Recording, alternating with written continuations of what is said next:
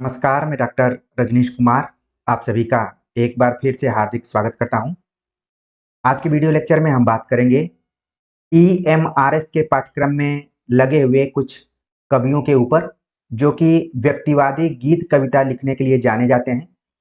इसी में हम दो कवियों पर बातचीत करेंगे, जिसमें पहले का नाम है नरेंद्र शर्मा और दूसरे कवि हैं शंभुनाथ सिंह। अगर आप सभी के पास सिलेबस होगा, पाठ्यक्रम होगा, तो आप जाकर वहां पर देख सकते हैं। नरेंद्र शर्मा और शंभुनाथ सिंह व्यक्तिवादी गीत कविता के धारा में इनका नाम लिया जाता है। साथ ही इस शाखा या धारा से संबंधित कुछ अन्य कवि हैं, जिनके नामों को आप सुनेंगे तो आपको तुरंत याद आ जाएगा कि हमने इनको किस कालखंड के अंतर्गत पढ़ा हुआ है। जिसमें नाम है हरिवंश राय बच्चन, नरेंद्र शर्मा, रामेश्वर शुक्ल अंचल, भगवती चरण वर्मा, गोपाल सिंह नेपाली, आरसी प्रसाद सिंह और शंभुनाथ सिंह। तो सबसे पहले हम देखते हैं कि नरेंद्र शर्मा किस तरीके की कविताएं लिखते थे और उनकी कौन कौन सी कविताएं रही हैं या फिर कविता संग्रह रहा है। अगर आप पिछले साल के क्वेश्चन पेपर को देखेंगे, चाहे वो किसी भी परीक्षा का हो हिंदी साहित्य से संबंधित, तो नरेंद्र शर्मा से एक दो सवाल अनिवार्य रूप से रहता है। भले हम नरेंद्र शर्मा को उन महत्वपूर्ण या प्रमुख कवियों में न गिनते हों, लेकिन परीक्षाओं के दृष्टिकोण से इनसे एक दो सवाल फिक्स रहता है। और जब हम बात करेंगे तो खुद आपके सामने वो सारे तथ्य आ जाएंगे और आपको लगेगा कि हमने किसी भी पिछले साल के क्वेश्चन पेपर को हल करते हुए इस प्रश्न से या फिर इस तथ्य से टकराया हुआ था। तो नरेंद्र शर्मा, जिनका जन्म 1913 में हुआ और निधन 1989 ईस्वी में हो गया इनका, प्रेम और मस्ती के भावों से प्रभावित तो हुए, किंतु वे प्रणय के उच्छ्वास में लड़खड़ाए नहीं। इसका कारण संभवतः यह है कि इन्होंने देश के राजनीतिक जीवन में सक्रिय भाग लिया है और इसलिए वे प्रणय को अधिक सहजता के साथ खुलकर व्यक्त कर सके हैं। इनकी कुछ रचनाओं के बारे में बात करें तो प्रभात फेरी, जिसका प्रकाशन 1938 में, प्रवासी के गीत, इसका भी प्रकाशन सन 1938 में, और पलाश वन, जिसका प्रकाशन सन 1939 ईस्वी में हुआ था। ये सभी रचनाएं भाव प्रधान रचनाएं के रूप में हमारे सामने आती हैं और भाव प्रधान रचनाओं के रूप में इनका संकलन किया गया है, जिनमें प्रणय के संयोग और वियोग मूलक प्रसंगों का कवि ने सरल और प्रवाहमयी भाषा में चित्रण किया है। तो एक तरीके से आप देख रहे हैं कि नरेंद्र शर्मा का जिस कविता धारा से संबंध है, व्यक्तिवादी गीत कविता, उसमें इनकी महत्वपूर्ण रूप से तीन रचनाएं हैं, प्रभात फेरी और प्रवासी के गीत। दोनों का प्रकाशन एक ही है, यानी 1938 है। पलाश वन एक साल के बाद इन्होंने लिखा, सन 1939 ईस्वी में। ये सभी रचनाएं कैसी हैं?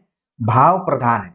यानी आप देखेंगे कि जिस तरीके से छायावाद में व्यक्तिवाद या फिर आत्माभिव्यक्ति की जा रही थी, उसी धारा को भी इन लोगों ने आगे बढ़ाया है, लेकिन थोड़ा बहुत अंतर के साथ। इन रचनाओं में प्रणय यानी प्रेम के संयोग और वियोग प्रसंगों को बहुत ही सरलता के साथ और प्रवाहमयी भाषा के रूप में चित्रण किया गया है। नरेंद्र शर्मा के गीतों का अपना वैशिष्ट्य है, उनमें बड़ी चित्रात्मकता और आत्मीयता है।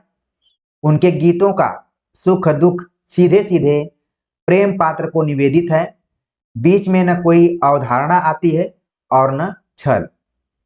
तो यहाँ पर साफ रूप से लिखा गया है कि नरेंद्र शर्मा के गीतों का अपना खुद वैशिष्ट्य है। इसमें क्या है? चित्रात्मकता और आत्मीयता है। गीतों का सुख दुख सीधे सीधे प्रेम पात्र को निवेदित किया गया है। इसमें बीच में न किसी विचारधारा का प्रभाव है और न ही किसी छद्म विचारधारा का प्रभाव है। यानी कोई न अवधारणा है न छल है, बल्कि जो यथार्थ रूप में कवि अनुभूत कर रहा है उसी को अपने कविताओं के माध्यम से प्रस्तुत कर रहा है। यानी सभी कविताएं भावना पर आधारित हैं। इन गीतों का एक परिवेश होता है और वह परिवेश कवि का ही नहीं हमारे भी निकट परिचित होता है। वह कवि के अनुभवों को जीवंतता प्रदान करता है। कुल मिलाकर कहें तो नरेंद्र शर्मा के गीत अधिक अपने मालूम पड़ते हैं। यानी अगर उनकी कविताओं को आप पढ़ेंगे, नरेंद्र शर्मा की कविताओं को, तो लगेगा कि ये उनके खुद के जीवन से संबंधित कविताएं हैं। इसीलिए इनको कहा गया व्यक्तिवादी गीत कविता के धारा का कवि। प्रकृति का बहुत चटक और सुपरिचित परिवेश इन्हें घेरे रहता है। कोई भी कवि आप देखेंगे बिना प्रकृति की चर्चा कर रहे अपनी कविता को नहीं पूरा कर सकता है। कहीं न कहीं प्रकृति के साथ साथ वो अपने प्रेमाभिव्यक्ति को भी प्रस्तुत करता है। तो नरेंद्र शर्मा जो है, इनको भी प्रकृति से काफी लगाव रहा है। शर्मा जी ने अपने आत्मीय क्षेत्र से प्रकृति सौंदर्य, मानव सौंदर्य और उससे उत्पन्न विरह मिलन की अनुभूतियां प्रस्तुत की हैं। कुछ उदाहरण यहाँ पर है। फिर रात और दिन आते, फिर होता साँझ सवेरा। फिर रात और दिन आते, फिर होता साँझ सवेरा। मैंने भी चाहा, फिर आए बिछुड़ा जीवन साथी मेरा। कच्चे धागे सा सुख सपना टूट गया सो टूट गया। ये पंक्तियां उठाई गई हैं पलाश वन से। तो अभी तक जो हमने आप सभी से बताया कि नरेंद्र शर्मा, शर्मा जब नाम लिया जाता है तो कई कवि आपके सामने आ सकते हैं। आप ही के पाठ्यक्रम में एक कवि लगे हुए हैं जिनका नाम है रामविलास शर्मा। उन पर भी हम आगे बात करेंगे, लेकिन यहाँ पर जिस शर्मा की चर्चा की जा रही है वो नरेंद्र शर्मा है, जिनकी रचनाएं, 3 रचनाएं फेमस तौर पर हैं। उसमें से एक है पलाश वन। तो इन पंक्तियों को ध्यान में रखिए, जिसमें आप देख रहे हैं कि कहीं न कहीं श्रृंगार रस के संयोग और वियोग दोनों पक्षों को यहां पर प्रस्तुत करने का प्रयास कवि ने किया है। नरेंद्र शर्मा में भी सामाजिक यथार्थ का चित्रण तथा विसंगतियों के विरुद्ध विद्रोही स्वर है। नरेंद्र शर्मा न सिर्फ केवल व्यक्तिवादी कविताएं लिखते हैं या फिर प्रकृति के ऊपर कविताएं लिखते हैं और श्रृंगार या फिर प्रेम की कविताएं लिखते हैं, बल्कि इनका संबंध सामाजिक यथार्थ से भी है और समाज में जो भी विसंगतियां हैं उसके विरुद्ध विद्रोही स्वर भी दिखाई पड़ता है। यद्यपि कवि की रूमानी दृष्टि ही प्रधान रही है, तो भी उसका स्वर हरिवंश राय बच्चन की अपेक्षा अधिक वस्तुवादी और अनुभूति प्रवण है और इसमें समाजवादी चिंतन का पुट भी दिखाई पड़ता है। तो देखिए, नरेंद्र शर्मा से संबंधित किस तरीके के सवाल बन सकते हैं। एक तो इनकी रचनाओं से सवाल बन जाते हैं, किस काव्य धारा से इनका संबंध है। छायावाद के बाद एक काव्य धारा चली जिसको कि हम हालावाद भी कहते हैं, लेकिन यहाँ पर हालावाद कहने से हरिवंश राय बच्चन तक बातें सीमित रहती हैं। कुछ आलोचकों ने इस काव्य धारा को मस्ती और जवानी का काव्य भी कहा हुआ है, जिसमें कि विजय देवनारायण शाही का नाम प्रमुखता से लिया जा सकता है। लेकिन अगर हम इसे व्यक्तिवादी गीत कविता कहें तो ज्यादा बेहतर होगा, जिसमें कि तमाम कवियों का हमने नाम लिया। और आप देखते हैं कि जहां समकालीन व्यक्तियों का प्रभाव समकालीन व्यक्तियों पर पड़ता है, लेकिन कुछ उनका स्वर अलग भी रहता है। नरेंद्र शर्मा भले अपने समकालीनों बच्चन, हरिवंश राय बच्चन, नरेंद्र शर्मा, रामेश्वर शुक्ल अंचल, भगवती चरण वर्मा, गोपाल सिंह नेपाली, आरसी प्रसाद सिंह, शंभुनाथ सिंह के साथ कविताएं लिखा करते थे, लेकिन अब इनकी खुद की विशेषताएं थी जिनके ऊपर हमने बात किया है। ठीक है, अब हम बात करते हैं इसी काव्य धारा से संबंधित अगले कवि, जिनका नाम है शंभुनाथ सिंह। शंभुनाथ सिंह से भी कभी कभी परीक्षाओं में 1-2 सवाल आ जाते हैं, ठीक है, जो कि काफी मायने रखते हैं मेरिट निर्धारित करने में, कट ऑफ निर्धारित करने में। तो हम देख लेते हैं शंभुनाथ सिंह किस तरीके की कविताएं लिखते थे, या फिर इनकी कविताओं का स्वर क्या है और कौन कौन से काव्य संग्रह है। सबसे पहले हम देखते हैं कि शंभुनाथ सिंह का जन्म 1917 ईस्वी में हुआ और निधन हो गया 1991 में। शंभुनाथ सिंह की काव्य यात्रा अत्यंत विकासशील रही है। रूप रश्मि, छायालोक, उदयाचल और दीवालोक में ये छायावादोत्तर व्यक्तिवादी गीत कविता के कवि रहे हैं। जबकि एक रचना यहाँ पर बताई जा रही है मनवंतर में प्रगतिवादी चेतना से प्रभावित हैं और बाद की कृतियों में नई कविता का स्वर स्पष्ट रूप से दिखाई पड़ता है। तो यहाँ पर आपको शंभूनाथ सिंह को पढ़ते हुए ध्यान में रखना है कि इनकी कविता में हमेशा बदलाव होते रहा है, विकासशील रही है।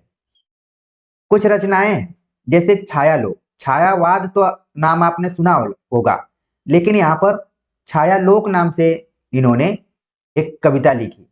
रूप रश्मि, रश्मि नाम से महादेवी वर्मा ने भी लिखा हुआ है, लेकिन यहाँ पर शंभूनाथ सिंह ने लिखा रूप रश्मि, छायालोक, उदयाचल, दीवालोक। तो इन रचनाओं को बिल्कुल आप इंपॉर्टेंट करके नोट कर लीजिए।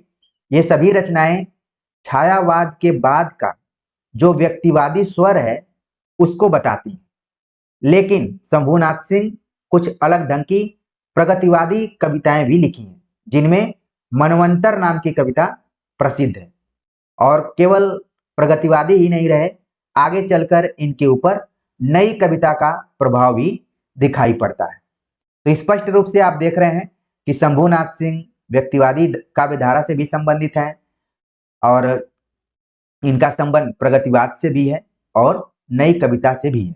बहुत सारे विद्यार्थी होंगे जिनके मन में आ रहा होगा कि अगर परीक्षा में पूछ लिया जाएगा तो हम क्या बताएंगे कि ये किस काव्य धारा के हैं। तो अभी हम इनकी चर्चा व्यक्तिवादी गीत काव्य धारा के अंतर्गत कर रहे हैं, जो कि नरेंद्र शर्मा, हरिवंश राय बच्चन, रामेश्वर शुक्ल अंचल और तमाम जो कवि हैं उनके श्रेणी में इनको रखकर देख रहे हैं। तो उम्मीद है कि आप सभी शंभूनाथ सिंह और नरेंद्र शर्मा को अच्छे से समझ गए होंगे। यहाँ पर बताया गया कि शंभूनाथ सिंह के गीतों में अपना सौंदर्य निखर आया है, जो रूप विधान, प्रणय, संवेदना, भाषा और छंद में लक्षित होता है। इन्हीं लोगों से संबंधित एक और कवि हैं जिनका नाम है शिवमंगल सिंह सुमन। अच्छा, आप एक चीज देखेंगे कि जितने भी व्यक्तिवादी कवि हैं सबके कोई न कोई उपनाम है, लेकिन जिन दो कवियों के बारे में हमने चर्चा की यहाँ पर, नरेंद्र शर्मा और शंभूनाथ सिंह, इन लोगों का यही वास्तविक नाम है। जबकि आप देखेंगे कि हरिवंश राय बच्चन, कई बार सवाल पूछ लिया जाता है कि बच्चन का पूरा नाम, रामेश्वर शुक्ल अंचल यहाँ पर है, भगवती चरण वर्मा सही है, गोपाल सिंह नेपाली, ऐसे लगेगा कि ये नेपाल के रहने वाले हैं लेकिन इनका नाम ही है गोपाल सिंह नेपाली, आरसी प्रसाद सिंह, शंभूनाथ सिंह, ये सभी एक ही ग्रुप के कवि रहे हैं। तो उम्मीद है कि इन दोनों कवियों से आप परिचित हो गए होंगे और ईएमआरएस के नोट्स बनाते समय अगले पेज पर इनको आप नोट कर लेंगे। तो कमेंट्स कर जरूर बताइएगा कि आज का ये वीडियो लेक्चर आप सभी को कैसा लगा। मिलते हैं एक नए टॉपिक के साथ, तब तक के लिए नमस्कार।